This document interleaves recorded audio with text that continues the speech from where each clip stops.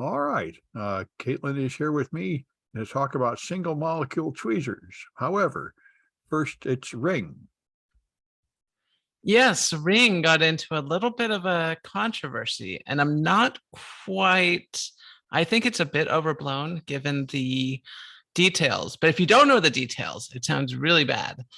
So let's go over to the article I'm talking about. This is from Mashable.com. It's written by Tim Marson.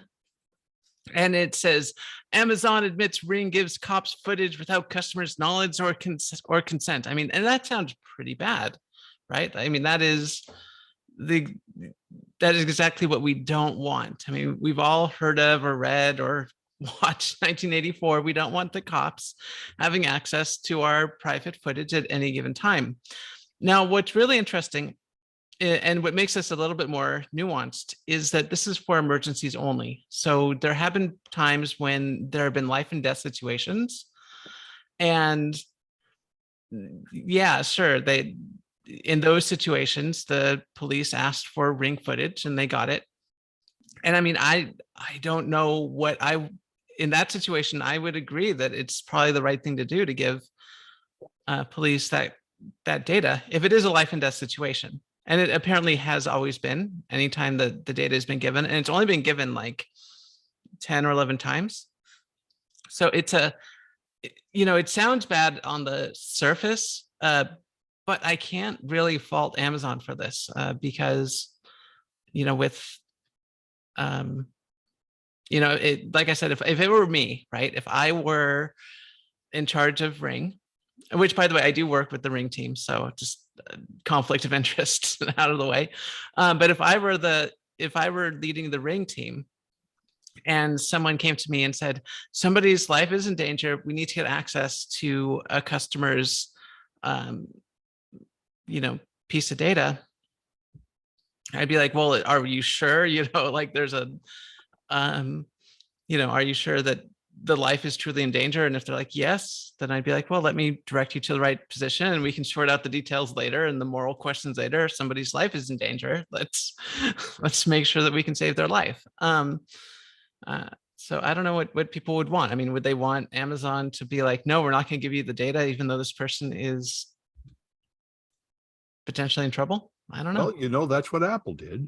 And they were considered very extreme. Their customers seemed to like it. Yeah. But as far as I know, Apple is the only tech position that took that position. And besides, Ring only takes pictures of what's outside your house, right? So I think the original deal was you would sign up for Ring and you would hand over that data to the cops all the time. That was a fairly common decision people would make when they bought the product anyway. Right. Well, this is without their consent, regardless.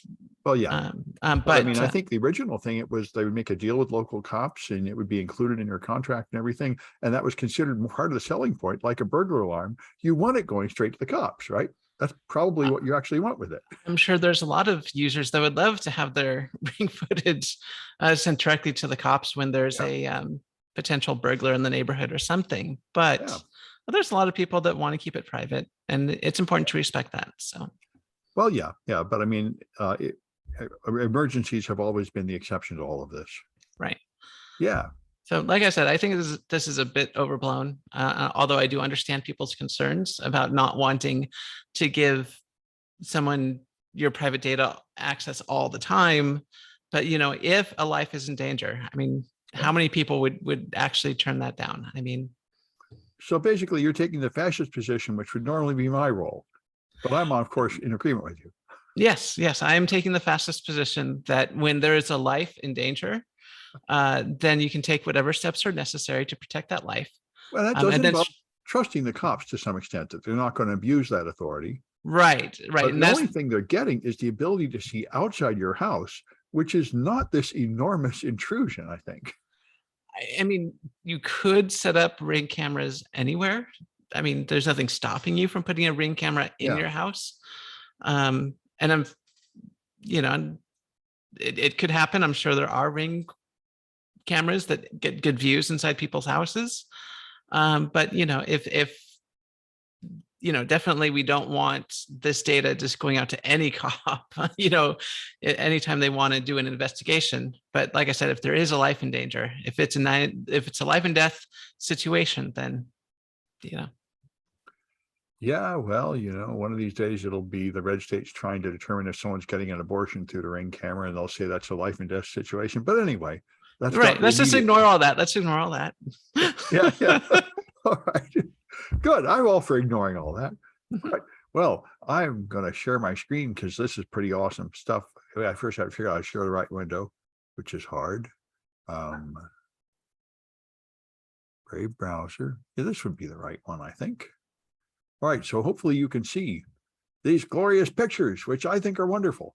And the Washington Post put this out, and we saw these pictures. But the thing is better about the Washington Post presentation than what we did before is they actually have a lecture here. It's the first time I've ever liked this thing where you scroll and zoom in.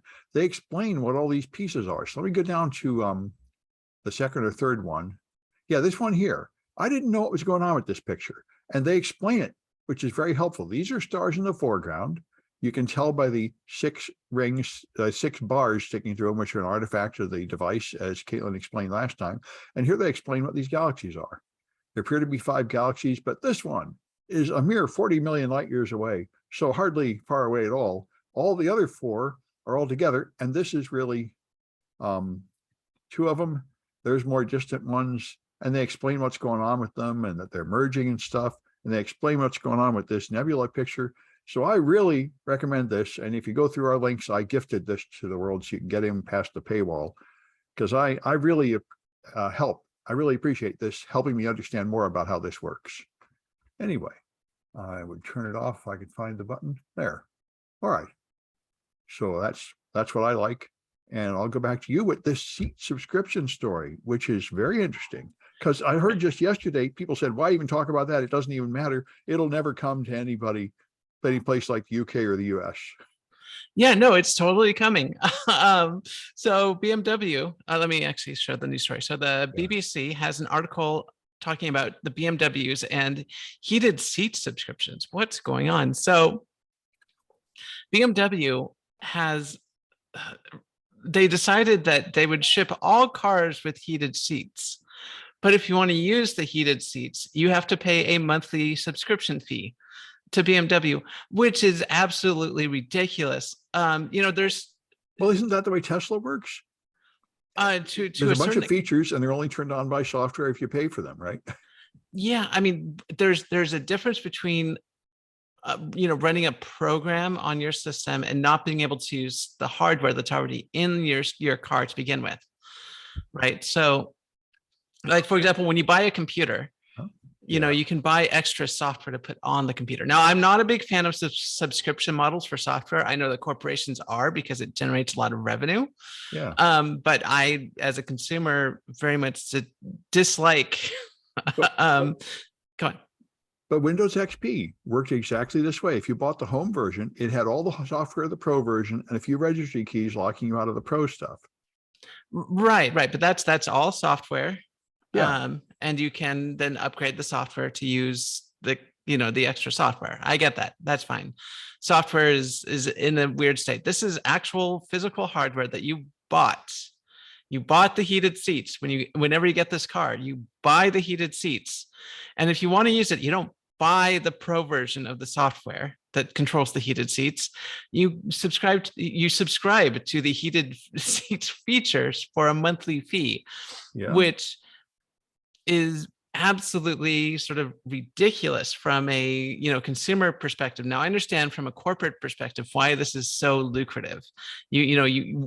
Corporations would love everything to be a subscription model that people just sign up for and forget, and they get this steady revenue. Well, you could just lease a car instead of buying a car. It'd be more or less the same thing, where you pay monthly. Yeah, I suppose. But if you do, own this car, you have this feature, that piece of hardware you can't use, and you would have to go online and request permission to use this from the manufacturer. And I assume, because it is a monthly fee, that there's a way that the car is basically talking back and forth and to some extent with the manufacturer and allowing you to use these features that you bought. I mean, it is absolutely ridiculous, a lot of the monetization schemes that are going on nowadays.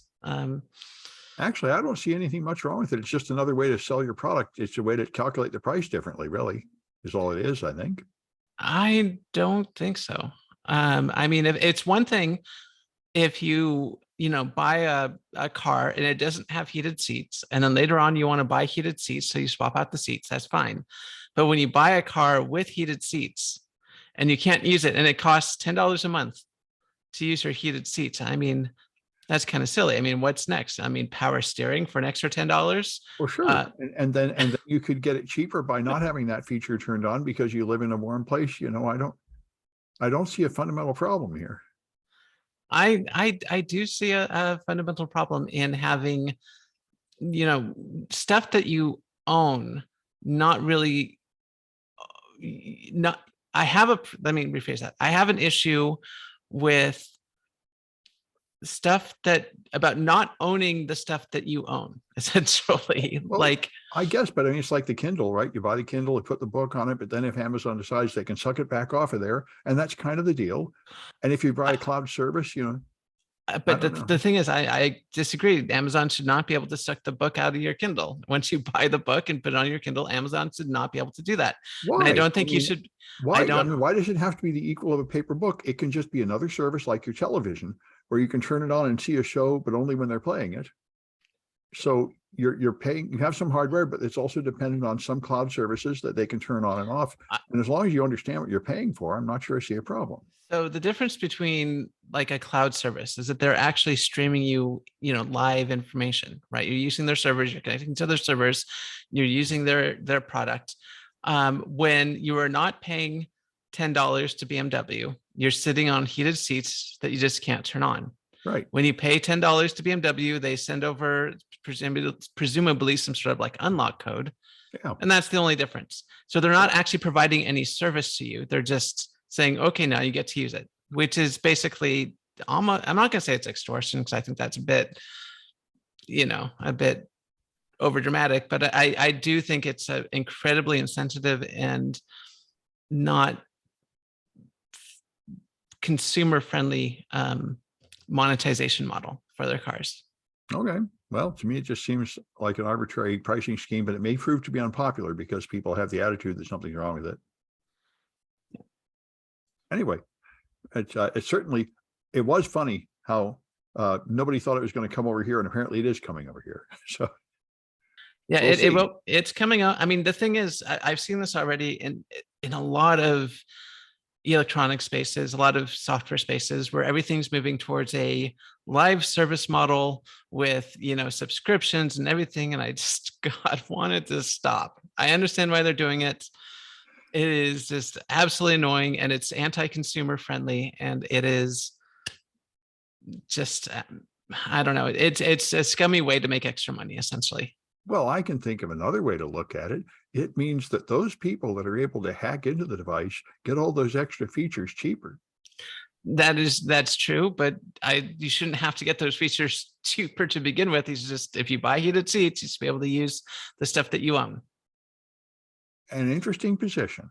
I mean, like, let's say a lot of counterexamples, like telephones. When I was a kid, all you could do is rent them from the phone company. You didn't really have the ability to change them or anything. This is not something new.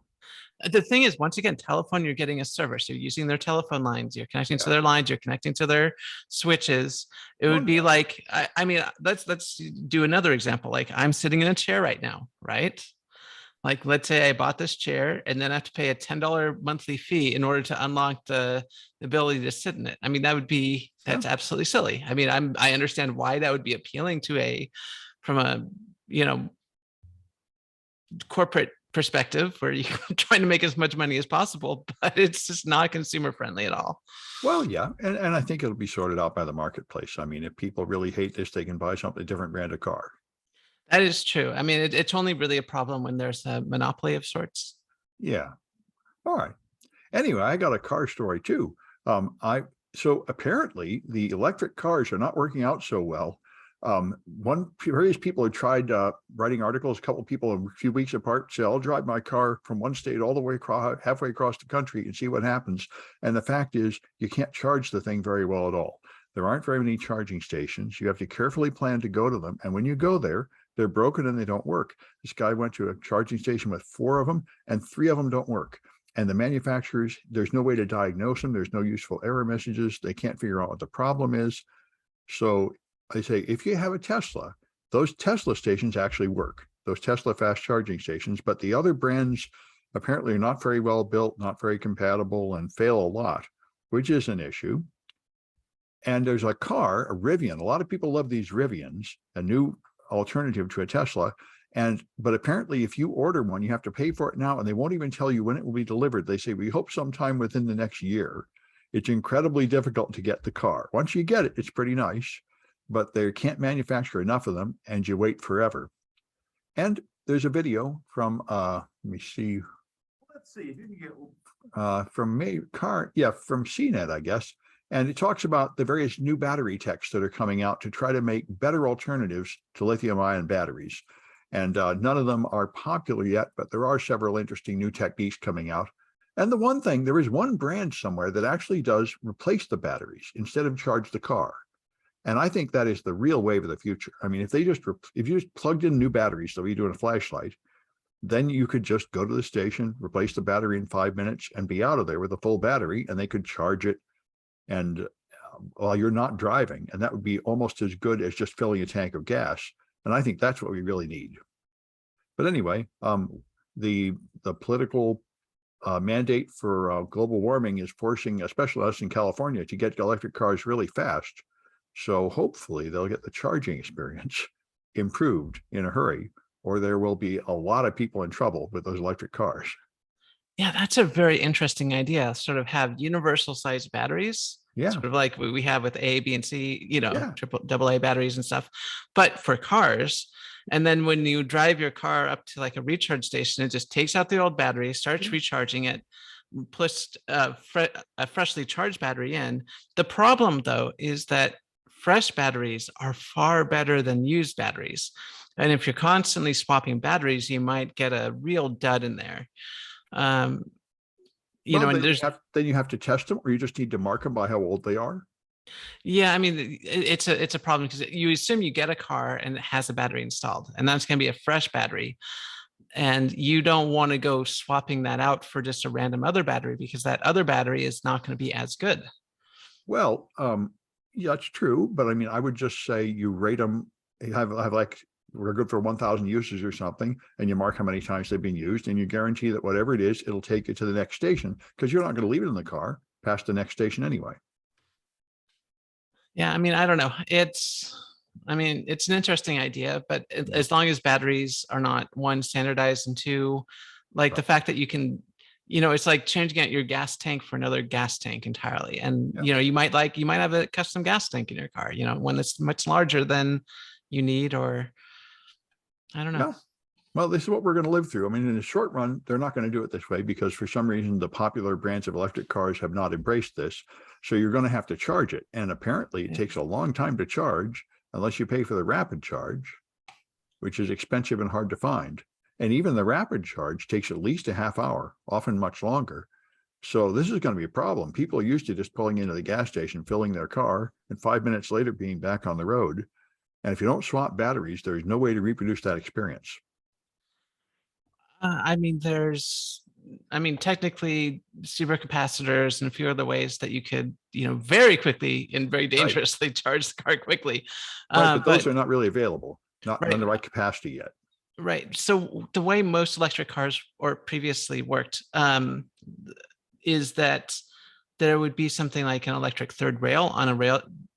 On a railroad, or there would be overhead lines that you could connect to. So if you could charge while you're driving, right, I think that would solve, all issues. Sure. You wouldn't have to stop. You wouldn't have to, charge for 30 minutes. You wouldn't have to stop to charge at all if you could charge while you're driving, but that would require a huge infrastructure upgrade. Huge, like never going to happen. Right. That's not going to happen not in the next 10 or 20 years. Maybe when, a lot of these things, once we're at 99% electric cars, a lot of this would be fixed. But in the transition, the early electric car owners are going to have this huge problem charging it. Well, I walk around the city here and there's people stringing extension cords through the trees and across the sidewalk to charge their car. Yeah. And it's clearly not working too well. It's not scaling too well. Anyway, all right. And you got the FTC. Yeah, no, this is actually really big news. I'm really glad to share this story with everyone because I never thought I'd ever see the day this happens. So KSL.com has an article written by Matt Gerfalt, great name, talking about how the FTC is now, I guess, is claiming that if you go and do a third-party repair or just fix an electronics item yourself, it should not void your warranty. So that was the big thing before. Like you could fix your iPhone for like $10, but it would totally void your warranty. And in fact, a lot of products have like stickers to see if you've been inside of it, and you know they won't honor your warranty at all if you go inside. And that was the big thing. Like, you know, oh, I can repair your device, but you know it's going to void your warranty the second I get in. And the FTC says, nah, that breaks the rule. And I don't know why it took them so long to come out with this, because this practice has been going on for a long time, and it's been a real pain to figure out, you know, the best way to, you know, get the get your card or get your device fixed, you know, because there was always this big trade-off. Do you spend $100, $200, whatever the device manufacturer wants, to go through them and keep your warranty intact? Or do you go through a third party or do it yourself for, you know, very simple repairs? And the FTC says, well, no, if you do your repairs and it works and you didn't mess anything up, the person who created your device still has to honor the warranty. So let me quote the article here. Last week, the Federal Trade Commission said, nah, it doesn't, when it announced settlements with 3 companies: Harley-Davidson, WE Investment, a company that makes outdoor generators under the Westinghouse brand, and Weber Stephen, makers of popular Weber grills. The FTC accused all 3 customers sorry, let me reread that. The FTC accused all 3 of telling customers their warranties are voided if they bought parts or repairs from anyone except them or their authorized dealers. The FTC said that it violates the Magnuson-Ross Warranty Act. It says a company cannot refuse to fix something you bought from them just because you bought it, you brought it to a third-party shop previously. So this is huge. I am ecstatic to see this happening. I absolutely love the idea of going into electronics, fixing my own stuff, and the fact that I don't have to worry about voiding my own warranty unless I fudge the repair up, you know, myself. That's great. That's how it should be, right? I mean, right? So suppose I had this BMW, and for some reason the seats wouldn't warm up, and I took it to somebody to repair that. Right. I think you're being a bit snarky, Sam, but yes, absolutely. If the seats in your car don't work and you can fix it yourself, and then, you know, it doesn't cause any damage to the vehicle, BMW still has to honor their warranty. Well, it sounds good. It's like the right to repair. I hear this go by. Yeah. Definitely the favorite of hardware hackers everywhere. Yeah. We were talking about, you know, anti-consumer practices by BMW, and it just seems that there's never ever a win for just regular consumers. But here we go. FTC says, no, you absolutely have a right to repair your items. Now, if you do mess up to the repair, you know, the manufacturers don't have to, you know, honor their warranty, because obviously you destroyed the device. But if you like replace the battery in your iPhone and then the camera stops working for some reason, no, Apple has to, you know, replace the camera. Sounds good. Yep. All right. Well, I've got another one I'm going to share my screen for with pretty pictures. All right. So I was very interested to read this. When I first heard of the atomic force microscope years ago, I couldn't believe how it worked. And this is finally done. The thing I thought of maybe 30 years ago, these are pictures of single molecules. Atomic force microscopy is just like an analog radio player. You take this needle and press it down on a surface and move it through tiny, tiny distances and feel the pressure and trace out the atom, the molecule, atom by atom. So this is the actual physical structure of a single molecule. And now they're breaking the bonds by pressing on them. So they can just move the atoms one by one to re-engineer a single molecule. So I think this is pretty awesome. This is a whole new scale of small scale molecular engineering. And yeah, I can see the little hexagon pattern at the top of the one to the right. So I'm assuming that's like a carbon atom right there. yeah, that's what it is. It's amazing. You're literally seeing a single atoms. It's a little bit blurry, but still it's there. And then they had one like this where I used to do protein folding years ago when I was doing the physics of proteins, and they've taken a single protein and put it on a curved bead of glass and put it again in contact with a flat other glass plate and put a magnetic thing next to it so they can exert variable force on the protein and force it to unfold over the course of hours or days, and then measure the change in its chemical properties. So they can actually, people talk about protein folding, they've been doing it for decades, and the difficulty of it and the biological importance of it, but that's all sort of indirectly determined from indirect evidence. Now they can take one protein molecule and force it to unfold and watch what it does. So it's a very big step forward in understanding at a molecular level what complicated molecules do. And so I was very pleased to see that. It's an exciting time in molecular physics and molecular chemistry. Anyway, I think that's all the stories we got for today. I know we're late. We should have been Friday, but I couldn't do it till Saturday because I was flying. But I think we'll be back to our normal time Tuesday. Farewell.